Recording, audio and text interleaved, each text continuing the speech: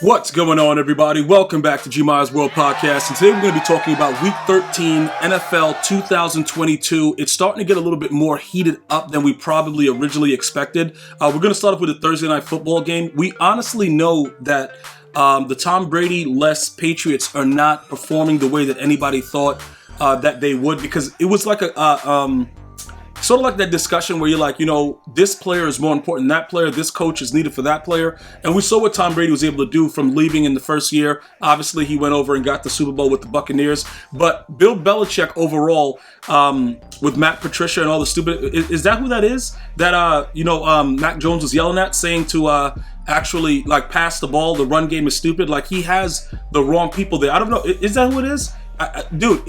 He has a defensive coordinator calling offensive plays and a special teams guy taking the garbage out. Like, the Patriots are really, really bad right now. I don't know what's going to happen going forward in the future, because obviously Robert Kraft is not going to fire Bill Belichick, but that team sucks, just so that everybody understands what's going on. The Bills didn't really play as dominant. I want to say that. They weren't as dominant as I thought they would. They won by 2 touchdowns, but it wasn't as dominant as I thought it would be. I was expecting them to really put foots in them. But either way, the Bills are 9-3, and we got to wait to see what happens. The Patriots may somehow sneak in to the playoffs, but obviously I don't believe that they're a threat, and I know that they have a long way to go. They definitely have a long way to go with that whole situation. But yeah, that's what I remember vividly from the actual game. It's like the dude's like, yo, pass the ball, dude. What are you guys doing? Like, it's just really bad. The play calling, everything around the squad itself. I don't know. I think they have some time to rebuild and figure out what's going on with the team. But I don't view them as a threat at all. The Bills, we'll see what happens as far as the Chiefs go. Chiefs look pretty bad last night for some parts of the game, but we'll talk about that. We'll see how that works in the AFC going forward for the playoffs. But I do believe this is going to be one of the most exciting playoffs ever.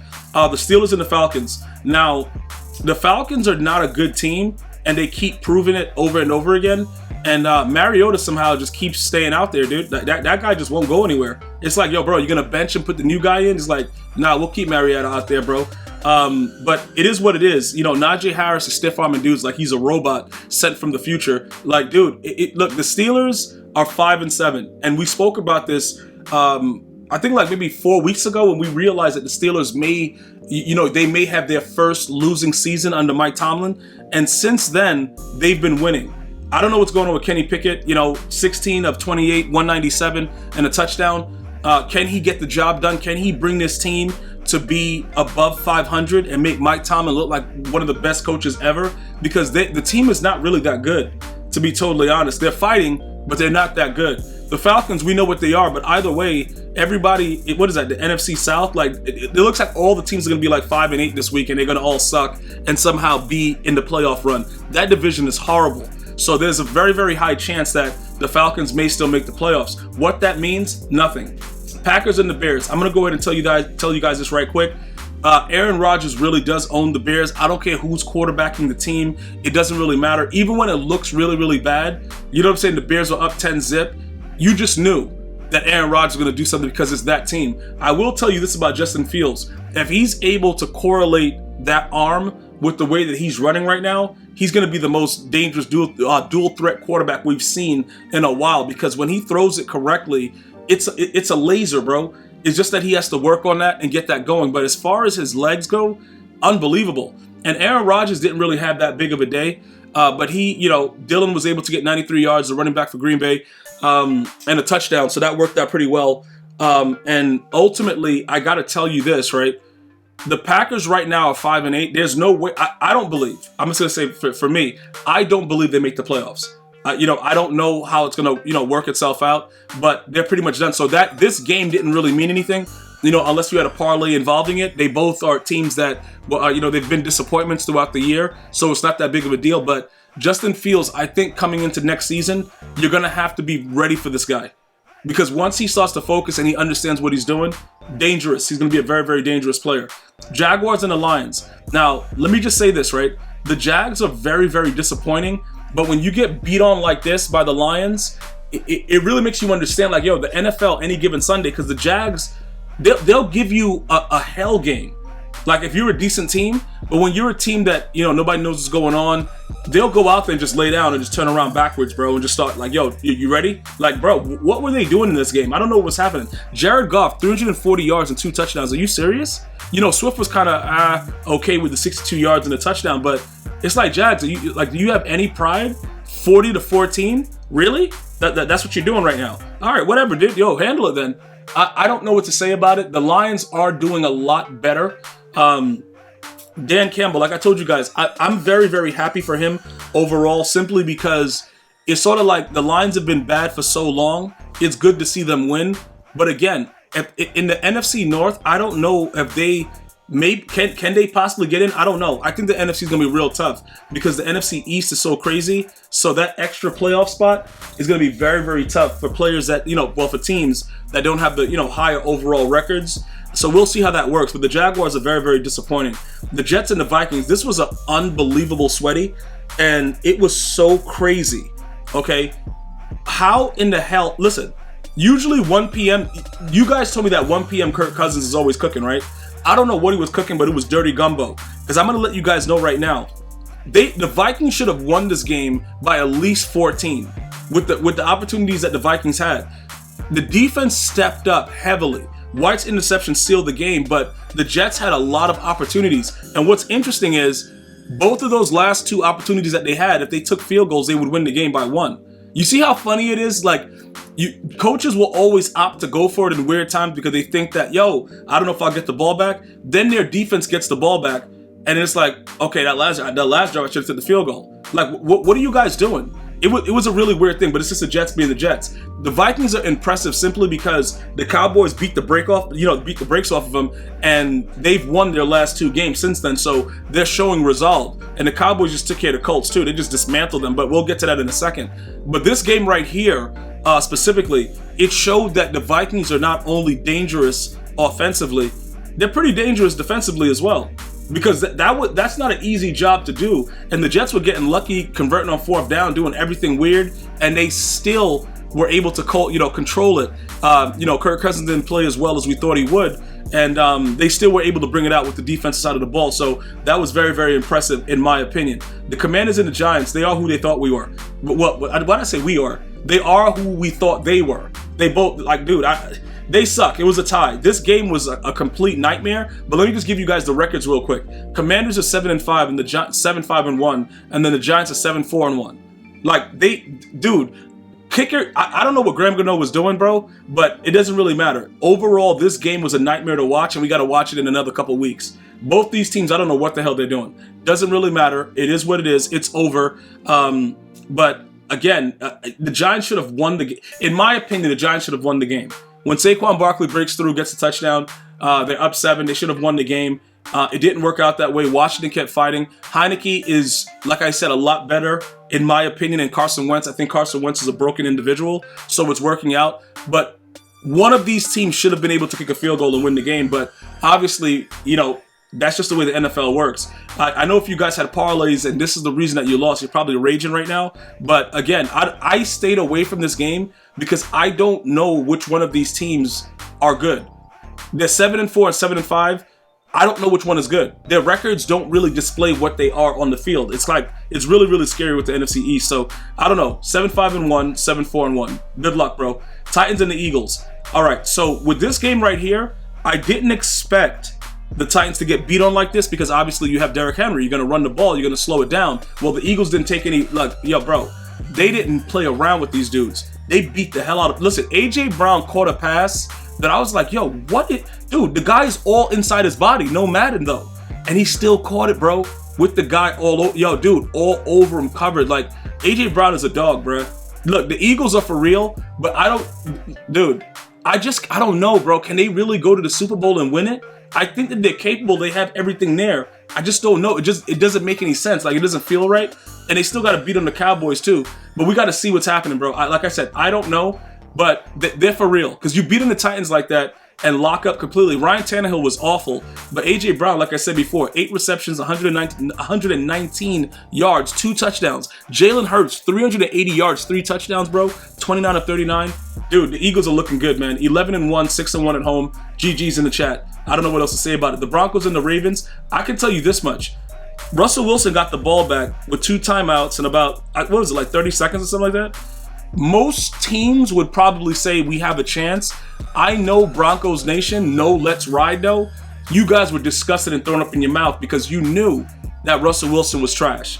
Like, you knew it wasn't going to happen. Now, Lamar Jackson is injured, and, Tyler Huntley did go in there and win the game for them. And I know a lot of you guys can be like, yo, G, this is what I was saying. He doesn't deserve the money, but that's all BS. All right? It's all BS, bro. Like, everything that he's done is the reason that he's earned the money. Right now, down the stretch, he's looking kind of bad. He has that knee injury. We got to see how it works. But I'm not going to argue with any of you guys that say that somebody doesn't deserve the money that's already put the work in for it. Russell Wilson, in my opinion, didn't deserve his extension. Like, you can see that. Regardless, did he earn it? No. I don't know I don't know what was going on in the preseason where they saw something, but obviously everybody that saw something is blind in both eyes. So it's a lot going on right here. The Ravens were able to pull out the victory. It would have been devastating if they lost this game. So it worked out in their favor. But we have to wait to see what happens with Lamar Jackson. But it is what it is, bro. You guys are going to still have say what you want, but somehow, some way, I hope he recovers and is able to get his money. The Browns and the Texans, all right? So we knew Deshaun Watson was coming back. I told you guys this last week. I didn't think that he would play his best football because he's been away from the game for a long time. You can't really expect to come out there and do stuff. And he was awful. All right, the Browns are still able to win. Special team touchdowns, interceptions, stuff like that. It is what it is. Look, like I said, they scored 3 touchdowns, none from the offense. Deshaun Watson, dude, he's looking like he's never played football before. I do expect that to get better. The speed of the game and all of the things that go into playing quarterback in the NFL, he's going to have to learn it all again because he's been away from the game from that long. But I do expect him to play well down the stretch, and the Browns should be difficult to beat also down the stretch. But overall, they're playing the worst team in the league, and, they're going to play it like it's their Super Bowl, and that's the way they played it. They're an awful team, and they're going to fight. And they kept fighting, but it didn't really matter because they suck overall. So at the end of the day, the Browns were the better team yesterday. Deshaun Watson, a huge letdown in his debut, but I do expect that, he'll get a little bit better going forward. Seahawks and the Rams. Seahawks were able to pull this through. I don't know why the game was this close. Geno Smith, 367 yards, 3 touchdowns. Okay, that's a lot of stuff going on right there. Tyler Lockett, 9 receptions, 128, and 1 touchdown.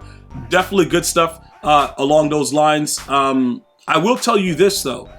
DK Metcalf, that final touchdown, bro, that he's gotten a lot better. I don't know if you guys remember when he just could not catch the ball in clutch situations. Like, he'll be wide open, just drop it. Like, he's always been fast and big as a specimen, but he's dropped the ball, quite often in his career. Very, very impressive for the way they closed that game out. Dolphins and the Niners. I should have just took the Dolphins, man. I mean the Niners. What am I talking about, the Dolphins? I should have just took the Niners because the Niners defense, bro, like, dude, they're very, very stifling, bro. Like, you can't breathe when they start putting in that work. Garoppolo injured. He's out. They're playing with the guy that was at the last pick in the draft or something like that. The Niners going forward. I don't like what's going to happen going down the stretch.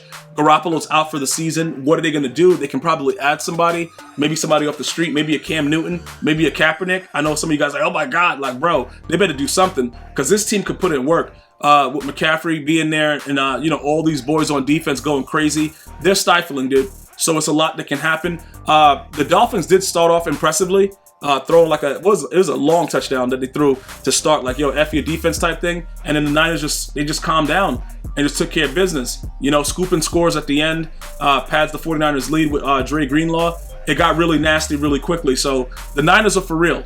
NFC gonna be tough, but without Garoppolo, although Garoppolo sucks, he's still formidable enough to keep them going. So we'll see. We'll follow that and see how far they're able to go with that situation. Chiefs and Bengals, all right? The Bengals are somehow able to beat the Chiefs regardless. I don't think Joe Burrow has lost to Patrick Mahomes since he's been in the league. So that's all it's about, bro.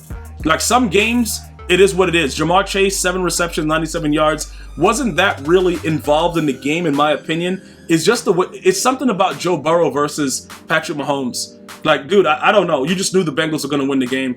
It is what it is, dog. The Chiefs are still one of those teams that in the playoffs, we got to see what happens. But the Bengals have been playing very, very impressive down the stretch, and I think they deserve credit for that. Chargers and the Raiders. Dude, I don't know how the Raiders pulled this out, but I'm done with the Chargers. I'm done with Justin Herbert. I think he sucks. and he's not able to make the play. So any team that looks kind of weird going down the stretch as far as like betting goes, I'm going to avoid the Chargers. Justin Herbert has been awful, and I don't care. He's 335 yards, 1 touchdown, 28-47. He doesn't make the plays when it's needed. I've seen enough. I'm just done with him, bro. You don't lose to the Raiders, bro, on my watch. You're done, dude. I'm over. And then finally, the Colts and the Cowboys. Now, this is primetime action, dude. And I'm going to tell you right now, I did not believe, all right, that Dak Prescott would be able to throw 3 more touchdowns, bro. I was like, well, he didn't throw 3. He had 3 TD performance, and he led the Cowboys route of the Colts. But listen, I'm going to tell you right now, the Colts are a bad football team. They have a center that's running the team, but he doesn't really know what's going on. This guy, Jeff Saturday, it's a lot of weird stuff happening. They're going to have a lot of things they got to rebuild. But when you give up 33 points in the fourth quarter, that's what makes the score look like that. Just so you guys know, 54-19 was the dismantling that they got, but 33 points was in the fourth quarter. I just want to be very, very clear with that. Tony Pollard, 91 yards, 2 touchdowns. There was a lot going on in this game. I don't really know how to describe it, but the Colts are not a good football team right now. And that's pretty much what it is. And when you get beat, when it's the only game on like this, it kind of hurts. But many of us went to sleep in the fourth anyway. Like, yo, bro, this game's over. We could go chill. And it just got really, really nasty. I don't know what was going on. Because if you think about it, bro, it was 21-19, and then the Cowboys scored 33 points in the fourth. Who does that, bro? Regardless, it is what it is. The Cowboys are going to be a dangerous team to play in the playoffs. We have to wait to see how it unfolds. Very, very excited to see the way that this season stacks up and the playoff picture. I hope you guys are enjoying it as much as I am. I'm going to see you guys very, very soon. I hope you've been enjoying your holiday. Until next time, one love, y'all.